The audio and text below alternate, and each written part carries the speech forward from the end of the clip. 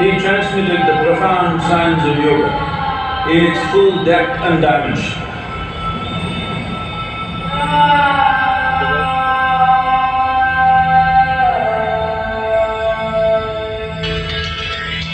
He expounded 112 methods of attainment, offering his disciples access to the deepest innards of creation.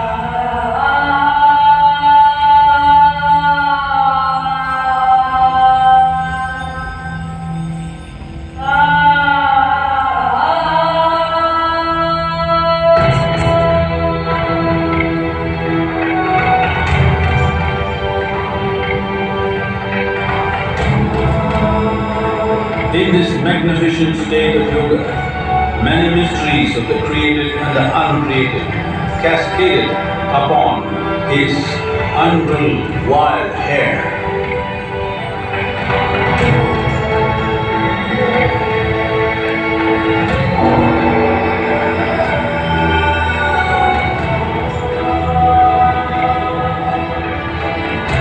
It was a vision of the very core of the cosmos in all its profundity and magnificence, a vision of the unfathomable mysteries of the universe, a most overwhelming vision the sages and Devi Parvati had ever witnessed.